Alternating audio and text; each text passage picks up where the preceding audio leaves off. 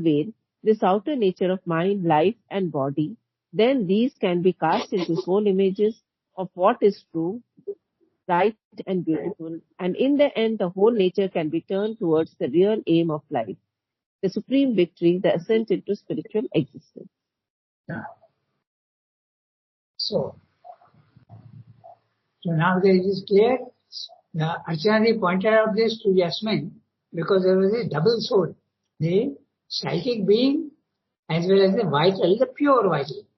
So that is normally in the West, they used to think that the soul is the vital. The vital is the soul, is the first non-material thing in you. So they used to that's the soul, but it's not the soul. That's why they're using the word desire soul. Desire soul is the psychic. It is the vital, which is mistaken for the soul. It is not a soul. It's a vital. That's why he is using the word double soul. The real psychic being is deep inside yourself. And there is also an inner mind, inner vital, inner body, inner physical. Okay? So, if there are any questions?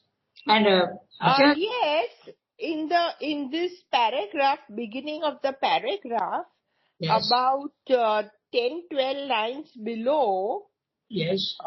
It says to turn it towards knowledge. It Yes. is the concealed witness and control, the Yes. hidden guide, the daemon of Socrates. So what is that? What is? The demon of Socrates. Yeah. The word demon, note the spelling. It is a semi-divine entity. Oh, semi-divine entity. Okay. Yes. DEMON is the devil. Okay? But DAE is the semi-divine entity. Yeah. I was confused about that. Yeah. Is it clear now? So is there no... Rangana, one Yes. question. We say that the psychic being grows into us, with us. Like when we do yoga, we realize the psychic being, or the psychic being is growing? How? From life to life? The psychic What being, is the difference? Psychic being is Because always... here Yes. The difference between the soul, what he says, is the spark of the divine in us. But that is not the psychic being. No, that is the psychic being. It's a spark of the divine. That's the psychic being. So when they say that the psychic being is growing into a diviner light, then how does it happen? Oh, okay. It doesn't mean to say that it is absolutely divine right from the beginning. It has the capacity to lead you to the divine. The psychic being is divine in essence, but actually it is plunged into ignorance. It is like putting a light into a dark corner. So the light that is there, the psychic being slowly removes the darkness. And the darkness is of your body, life and mind. So the psychic being grows in this sense. Yes. In that sense means we are more aware of the psychic being, rather it being growing. We become more and more aware of the psychic being, and that is why we say the psychic being is becoming more divine. Yeah, you can say that. Yes, that's right. You become aware of the psychic. Yeah, that's right. Rangada, if I can add here. So, whoever was asking, see, Mother spoke very much in details about this psychic being. And what she said is that we have a divine spark which comes with us in every life. And with the experiences of life, it grows into a fully formed psychic being. Yes. So, basically, the second thing what both Mother and Shobindu is saying, that psychic being is there within us, but we are not conscious of it. That's right. Through yoga, we become conscious of the psychic being and bring it out. Then somebody asked, what does bring it out means? Shobindu said, and Mother said as well. Bring it out means that psychic being becomes the leader of your personality. That's right. And then mind, vital, physical follows the psychic being. and right. psychic being becomes the leader. That is what is the more or less about this matter. Yes. And that what you are saying is exactly what Sridhar is saying in this paragraph. Okay? It influences the mind, life and body. Okay? So it influences, and then they become purer, and they are more inclined towards the dictates of the psychic being. The psychic being tells you what is right and what is wrong. It even goes to the extent of telling you which person is suitable for your companionship and which is not. So the psychic being becomes a guide when it comes forward. To bring the psychic in the front. In the front means your body, mind, life. So what Vishnu said is absolutely correct, and that's exactly what the paragraph is saying. But Archana, if you want to read the next para also, because it's a continuation. Okay. But it might seem. Okay. Would you like to read that also? May I say something? Yes, go ahead. A very simple example for Pallavi would be that when a child is born, mother says that through a baby's eyes you can look at the child's psychic. You know, you have that innocence in the eye. Now, when this child goes to kindergarten and has experiences in kindergarten, so that is one life. Then you go from Pratit, Gra, Moya to Gra. So each of these kindergartens is a life with certain experience which you have progressed. Then you go to flower room. You spend 4 years in flower room. So each year in flower room is an experience which is equivalent to a life. And finally you come out of knowledge. You may do your master's, you may do your PhD. So the more you progress, the more the psychic being has more experiences of all kinds, till it finally does not only its doctorate but postdoctorate, and the person is by that time fully awake and aware of the psychic being. You know? So like each life you can compare it to one class in school by which you are progressing. Yes, you can say that. It's an image which you are using is quite good. But remember one thing. All yoga does not bring the psychic being forward. It depends on the nature of your the soul. The soul nature is the swabhava. So you may not get the psychic being first. You may go to the self first. That's what happened to Sri Aurobindo. Okay? He went first to the self. And the influence of the psychic being, after that, when mother came to Pondicherry, he included the psychic being in his writings. Okay? So with mother it was the psychic being, but with Sri Aurobindo it was first the self. The more you become a PhD, as you said, it can be in one direction or another direction also. Okay? So what you said is correct. Rangada, here, Yes. 2 things I would like to add. Yes. This whole paragraph Yes. is not there in Arya. This full paragraph Exactly. is not there in Arya. That's what I'm telling you. Okay. He added. No, I just, because you said this, I added it. That this Yes. whole paragraph is not there in Arya. Exactly. And if somebody else could read the next paragraph, because you are right, Rangata, because in that exactly this question, that through the psychic we do not get everything, and how we can go to one side is there in the next paragraph. So, That's right. because I've already come to the dispensary, if somebody else could read it, otherwise I'll read it. No, Jasmine There might be can disturbance. I can read. Yeah, she can do. Yeah. Go ahead. Shall I start? Yes, go ahead. But it might seem then that by bringing this psychic entity, this true soul in us, into the front and giving it there the lead and rule, we shall gain all the fulfillment of our natural being that we can seek for, and open also the gates of the kingdom of the spirit. And it might well be reason that there is no need for any intervention of a superior truth consciousness or principle of supermind to help us to attain to the divine status or the divine perfection. Yet, although the psychic transformation is one necessary condition of the total transformation of our existence, it is not at all that is needed for the larger spiritual change. In the first place, since this is the individual soul in nature, it can open to the hidden divine ranges of our being and receive and reflect their light and power and experience. But another, a spiritual transformation from above is needed for us to pose ourselves in its universality and transcendence.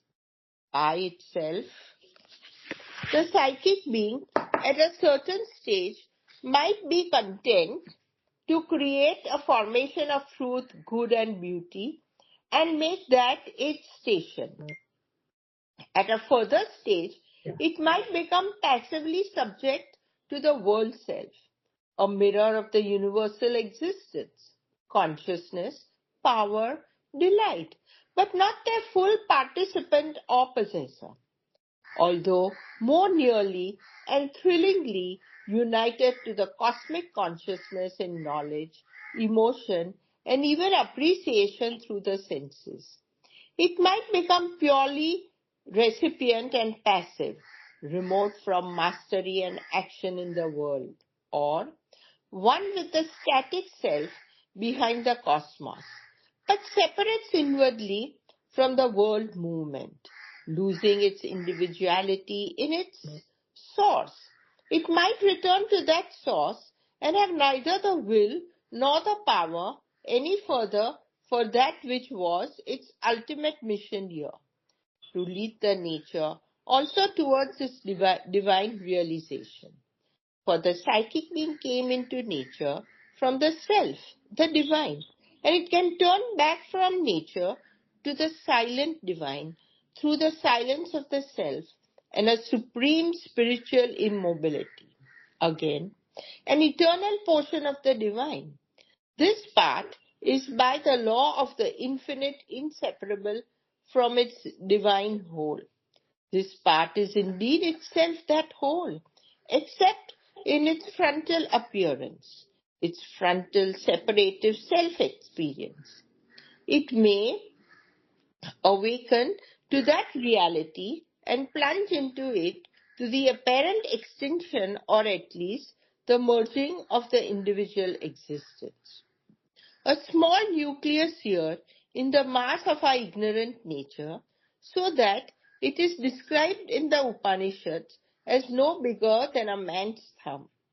It can, by the spiritual influx, enlarge itself and embrace the whole world with the heart and mind in an intimate communion or oneness. Or it may become aware of its eternal companion and elect to live forever in his presence, in an imperishable union and oneness as the eternal lover with the eternal beloved, which of all spiritual experiences is the most intense and beautiful rapture. All these are great and splendid achievements of our spiritual self-finding, but they are not necessarily the last end and the entire consummation. More is possible. There. So we have explained so clearly and nicely. So the psychic being, you spoke of it as a PhD. Okay, so it is PhD in one direction. It's not a full PhD. PhD in capital letters it is not. That's why Ranga speaks about the triple transformation. If the psychic being comes forward first, the journey of yoga becomes much easier because it becomes the sunlit path. You are walking, difficulties don't disappear. The difficulties are there, but you can take the difficulties as a challenge and you don't suffer so much. Okay, you have to go, but you know exactly what has to be done, and that's why the first is the psychic transformation, which makes the path easy. Second is the going up vertically to the self. And the self, there also there is a problem because it is static.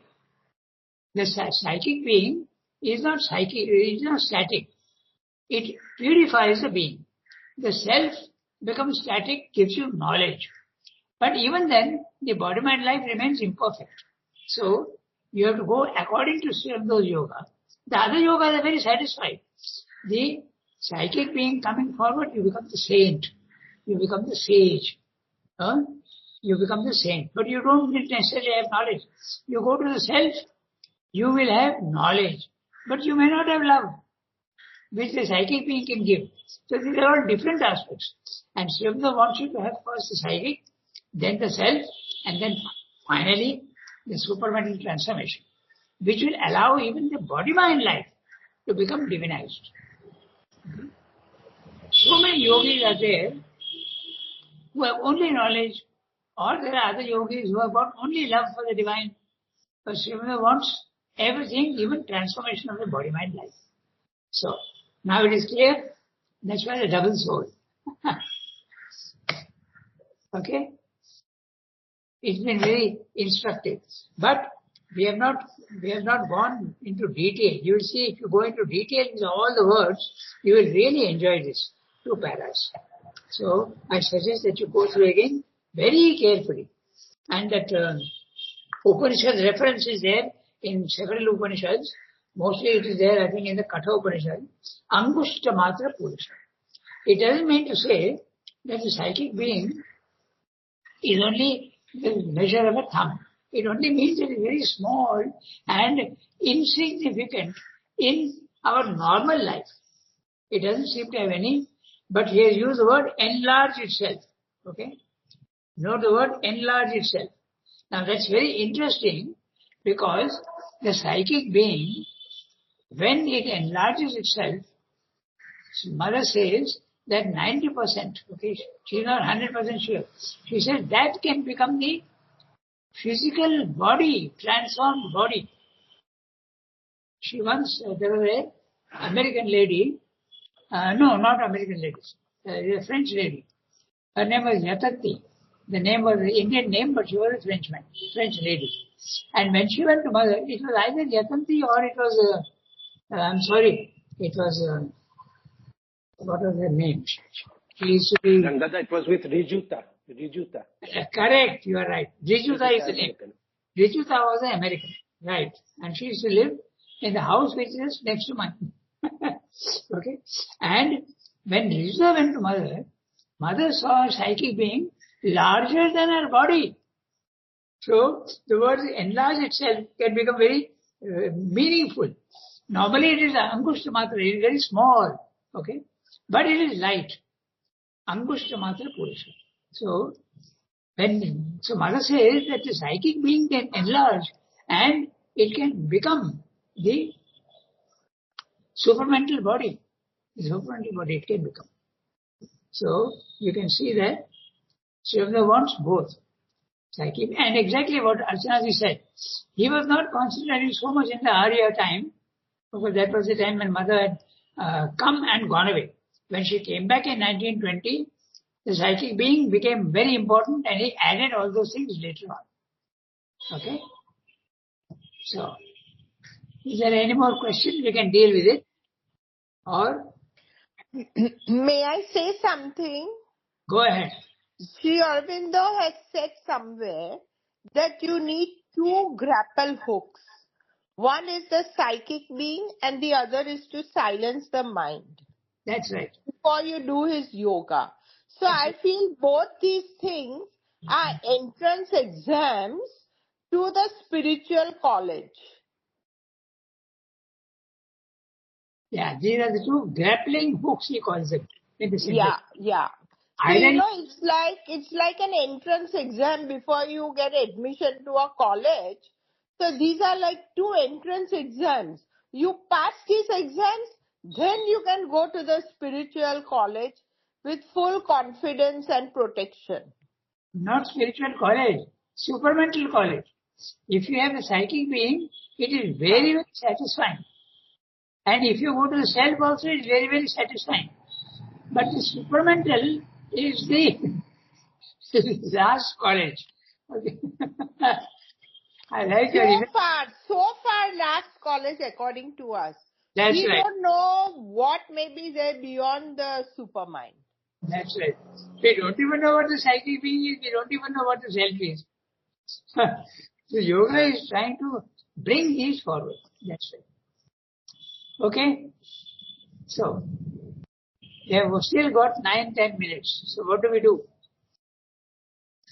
If there are any questions on this, then we can discuss them. But we can't discuss the whole para because it's very big.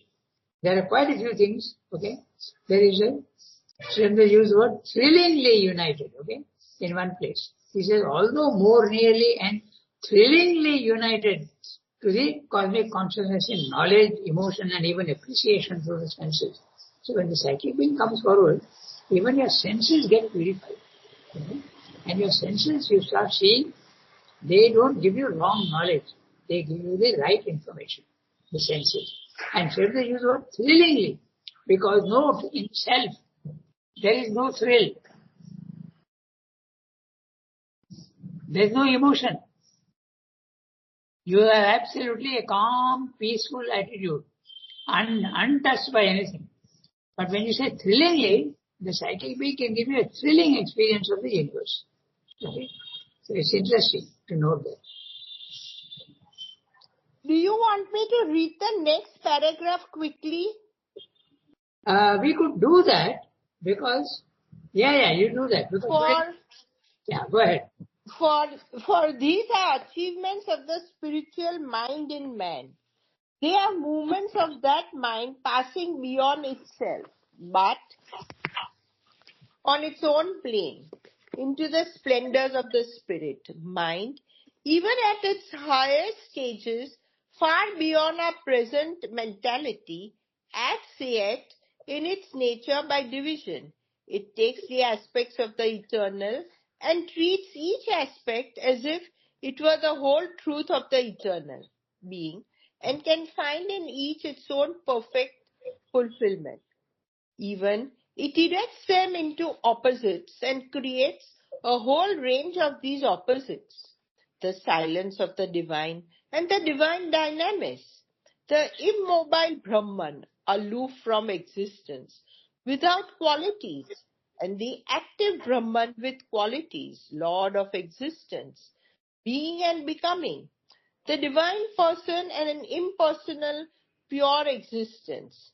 It can then cut itself away from the one and plunge itself into the other as the sole abiding truth of existence. It can regard the person as the sole reality or the impersonal as alone true. It can regard the lover as only a means of expression of eternal love, or love as only the self-expression of the lover. It can see beings as only personal powers of an impersonal existence, or impersonal existence as only a state of the being, the infinite person. Its spiritual achievement, its road of passage towards the supreme aim will follow these dividing lines. But beyond this movement of spiritual mind is the higher experience of the supermind, truth consciousness. There these opposites disappear, and these partialities are relinquished in the rich totality of a supreme and integral realization of external being. It is this that is the aim we have conceived, the consummation of our existence here by an ascent to the supramental truth consciousness and its descent into our nature. The psychic transformation, after rising into the spiritual change, has then to be completed, integralized, exceeded and uplifted by a supramental transformation which lifts it to the summit of the ascending endeavor.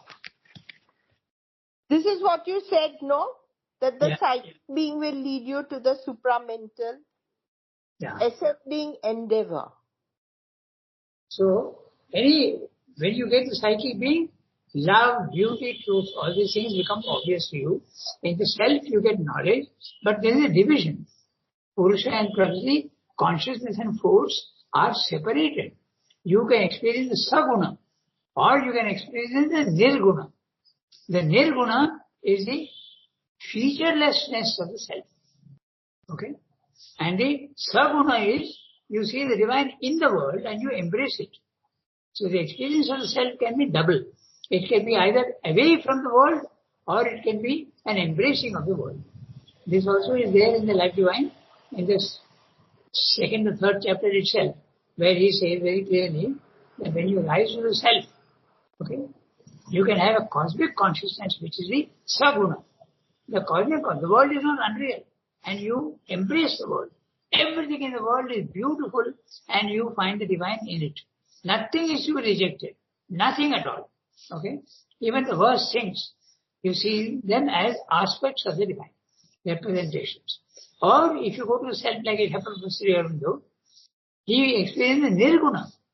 You are away from the world. The world is not there in you at all and you don't want to have anything to do with the world. So both these things are possible. So when these contraries, these dualities disappear entirely when you go to the supermental. There, the opposites become complementary aspects. They don't become opposites. They become complementary aspects. That's what he has said in this paragraph. Okay? So, very interesting, very beautiful 3 paras we read today. And you have a very clear description of what is the psychic and what is the self. And beyond both is the supermental. Where there is absolutely no contradiction at all. All are part of a beautiful whole picture. Okay? The whole picture is most harmonious. Okay? So that's the supermental. That's why Srivda wants supermental. And there only then you can actually have a divinization of the body.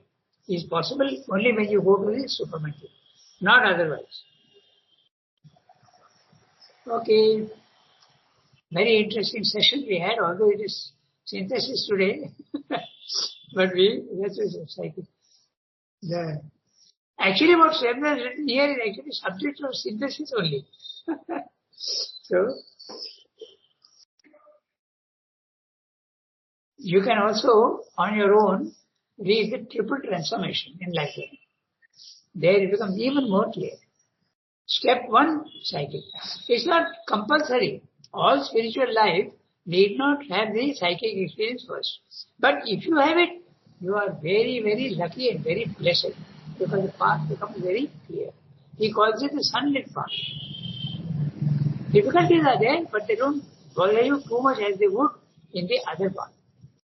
The ascetic ascent to the self is full of difficulties and dangers. But the psychic being, dangers are eliminated. It guides you intimately. You know exactly, without argument and without mental constructions, you know what is right and what is wrong. So you avoid it. So Rangada, yes. If you go to the self first, to work in the in the universe, you have to find the psychic being also, no? It's not automatic. Yeah, you are right. That's right. So, or you find the psychic, sometimes the psychic can merge with the self. Or, if there's when you have the cosmic consciousness, as I said, Saguna, naturally the psychic comes into the picture. Because you are embracing the world with love. Yeah. That's right. Normally the tendency is to get rid of the physical world. It is full of imperfections, it is full of perversions. Why bother about it? That's the ascetic path, the Buddhistic path, as well as the Mayavada path. But Srivda felt that something is missing. So, there must be a greater truth. And of course, he was very much helped by Vivekananda. Vivekananda came to him in a bodiless condition in jail and explained to him that yes, there is a third element which is necessary and that has to be found. So, after he got the self, 1926, the transformation, Sri Krishna descended into him The self-experience was in Baroda, okay? Yes. But the 1926 experience was the Sri Krishna descending into him. And then he knew that this consciousness of the overmind, which he had, is not the supermind. So he withdrew himself and struggled for so many years after that. 1926 or was it 28? 26. 24 years. Yeah. That's 26. His whole life is multiple of 12. Yeah. His whole life is multiple of 12. Yes, that's right. Like 1972 is also, 1872 is also a multiple of 12. Oh, not only that, what you're mentioning is very interesting. So I'll just mention one thing to you. Okay. Mother's and Sriranga's connection is absolutely spiritual connection. Okay. And what is interesting is that the spiritual connection can be seen even in all the dates and all that. Okay. Very, very interesting. I'll tell you why also. Because when mother passed away, the Satprem was the one who raised a rumpus and said that you people have not done what mother wanted you to do. Mother didn't want you to do anything with the body because she may be in what is called a trance condition. Okay. So, but they, three of them were there. Pranabda, Agreda, Nolida. Okay. They were all three of them there. And this problem, this contradiction, this debate, whether we had done right with mother or not, it lasted for a long time. But I'll tell you, very interesting, the relation between mother and Sriranga in the numbers. Okay? Even the importance of numbers Sriranga is spoken about in the Life Divine. But I'll tell you one thing. Look at the connection between them. Okay? Which I'll take 5 minutes. Sriranga was born in August. Which month is that? 8. Mother was born in February. That is the second. What's the difference? 6. Okay? Now, Sriranga was born on the 15th of August. Mother was born on the 21st of February. 21 minus 15 gives you 6. Okay? So, you can see that this connection is there very, very. And you will go on seeing these numbers. Now, Sriranga passed away at 1:25 at night. Okay? Exactly. On the 5th of December, he passed away at 1:25. Mother passed away in the evening at 7:25 exactly. What is the difference? Again, you see that it is 6. So this gives you an idea that the date was fixed and it was really the end of the physical body. It was not a mistake on their part.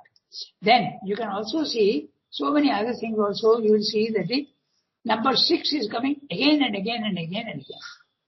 1872. And mother was born in 1878. Again 6. So this 6 is so connected, so much connected. Okay. You will also see the date of arrival in Pondicherry, 4th April, and mother's 29th March. Yes, March. 29th March. So there also you will see that there is a multiple of 6. So you can conclude that the passing away of mother on that particular date was not a mistake. It was perfectly intended because it is fitting into the whole scheme of the 6. Actually, even I was very much bothered, okay, when mother passed away and this controversy came up that you people have not done what mother wanted you to do. It bothered me a lot, okay, that have we made a terrible mistake? Have we allowed mother to not to have a physical body anymore? Did we do that mistake?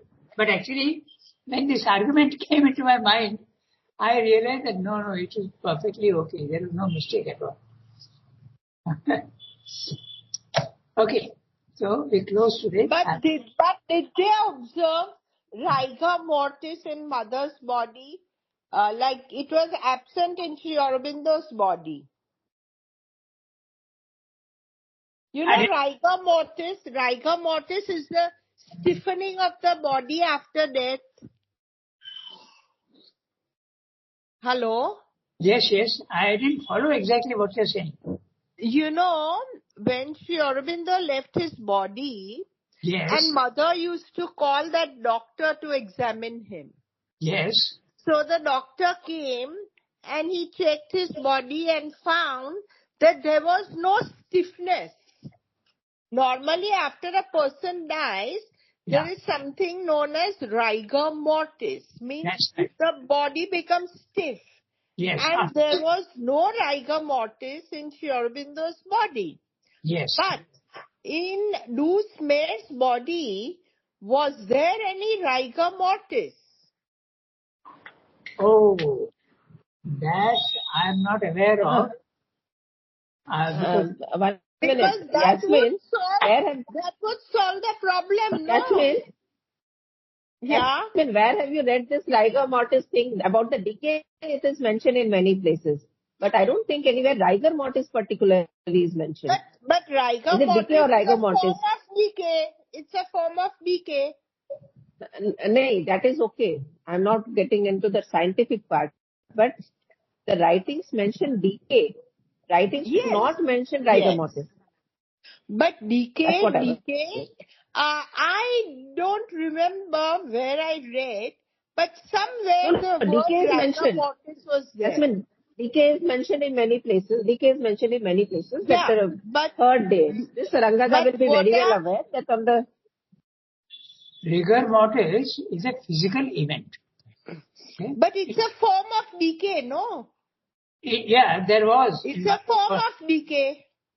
Okay, so what's your suggestion? What is your conclusion? So, when mother left her body, okay, why did they not keep her body for a longer time? And why did they not check whether there was any decay or not? There was. There was a shriveling up, very clearly. Then maybe Dada and Nalini Da were right. That's what I'm saying. They were not wrong at all. They were not wrong in taking that decision. And also remember the three of them were there. Mother's own son, Andre, Pranabda. And I think the doctor also was there. And Nurlida, all three of them. Okay? They decided. But this controversy came up because of Satprem. He started raising tantrums. Oh. And Ranga, there is another thing, Yasmin and Archana also note that rigor mortis is a physical phenomenon. Okay? So, all avatars also get cancer. So don't mix up the two. When there is a physical phenomena that takes place, it has nothing to do with the spiritual development. Okay? In fact, in Srivata's body, there was no rigor mortis, that's one thing. But even there was light, which never happens in any physical body. A supramental light, 1 foot, 1.5 feet above the body. There was golden light, which lasted for such a long time, 5 days. And that is what I was also saying, Ranga. Exactly, that's what. That rigor mortis is a very superficial phenomenon. There was no decay about which it has been particularly mentioned. Exactly. And there was light. That is why they kept the cremation was postponed till 8. Exactly. That's exactly what I was saying. Yeah. In Srivata's case, Udar found that there was no decay at all. Okay, but Mother said the supramental light has become reduced. So we'll receded. Yeah, that's right. We'll put it in. But Mother's body, there was clearly a shriveling up. Okay? Those pictures are not given out, but I have seen from the first day to the last day, 17th November, and after 3 days or 4 days, there is a clear shriveling up of the body. But that has nothing to do with the spiritual development. But then when did they put Mother's body into the Samadhi? On the same day or later on? No, later. 20th. On the 20th November. We do have meditation on that 3 days. Yasmin year? Yeah, 3 days. Oh, 20th November. That's right. Okay. So I'm closing. Merci beaucoup. Okay. Thank you, Ranga. Thank you. Thanks. We'll meet on Thank you, Ranga. Thursday. Yes. Arobar Thursday. Dada, Arobar everybody. Thank you. Thank you. Au revoir to everybody. I'm closing. Have a nice day.